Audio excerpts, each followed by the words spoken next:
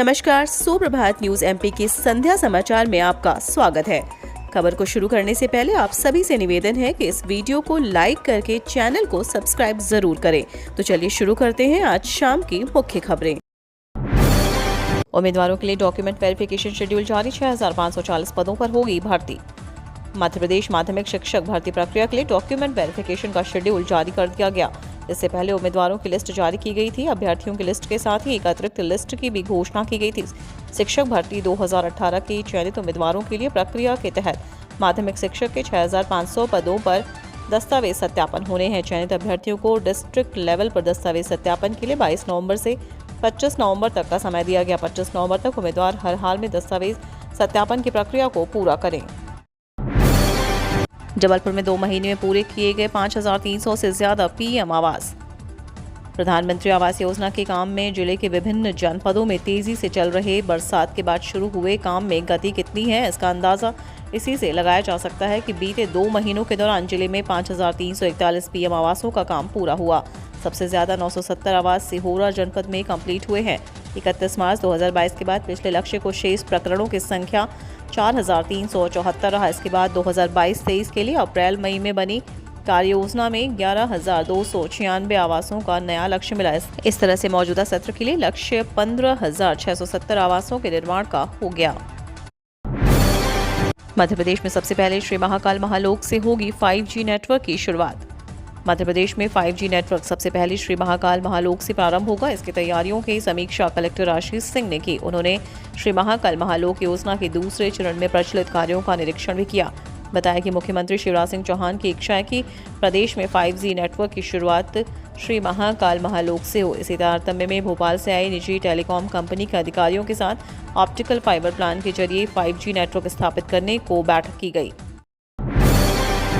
मध्य प्रदेश में हाईवे से नदारद एम्बुलेंस सीमावर्ती जिलों से मरीज गुजरात, राजस्थान और महाराष्ट्र किए जाते हैं रेफर।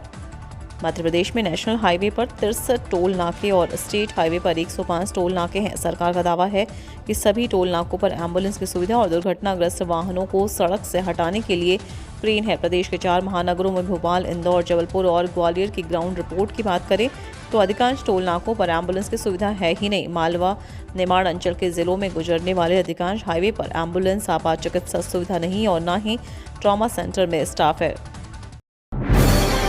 12वीं पास युवाओं के लिए अच्छी खबर, मध्य प्रदेश में जल्द होगी बम्पर पद पर भर्तियां। 12वीं पास कर चुके और नौकरी ढूंढ रहे हैं तो ये खबर आपकी बेहद काम की है।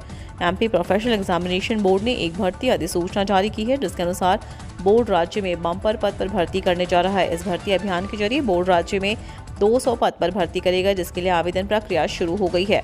एमपी प्रोफेशनल एग्जामिनेशन बोर्ड इस भर्ती अभियान के माध्यम से आबकारी आरक्षक के पद पर भर्ती करेगा, जिनके लिए उम्मीदवार आधिकारिक वेबसाइट http://peb.mp.gov.in पर जाकर आवेदन कर पाएंगे। ये भर्ती अभियान 10 दिसंबर से शुरू होकर 24 दिसंबर तक चलेगा।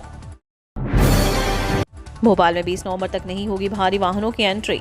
राजधानी भोपाल में 20 नवंबर तक भारी वाहनों की एंट्री नहीं होगी। इसके लिए भोपाल प्रशासन की तरफ से निर्देश जारी कर दिए गए हैं। इस दौरान बड़े वाहन शहर में एंट्री नहीं कर पाएंगे। भोपाल शहर में सभी प्रकार के भारी माल वाहनों का प्रवेश पूरी तरह से प्रतिबंधित रहेगा। इसके लिए ट्रैफिक पुलिस ने निर्देश जारी कर दिए हैं। दरअसल वाहनों के प्रवेश पर रोक लगाने का फैसला इज्जतमा की वजह से लिया गया। भोपाल में 3 दिन तक इज्जतमा का आयोजन किया जा रहा है, जिसमें लाखों भीड़ जुटती है। किसानों को ट्रैक्टर खरीदने पर मिलेगी 60% सब्सिडी।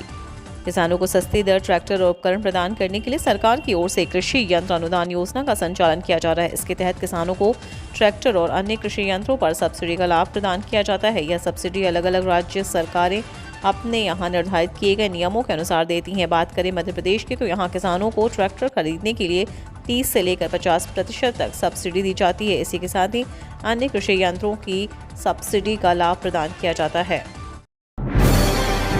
महंगी हो गई ट्रेन के AC3 इकोनॉमी डिब्बे में यात्रा।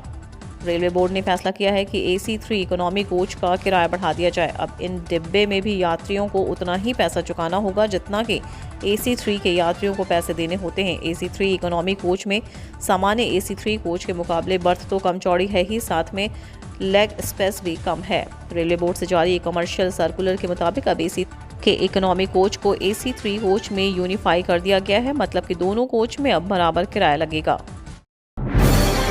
इंदौर में कम हुआ प्रदूषण, 34 दिन बाद AQI आया 100 से नीचे।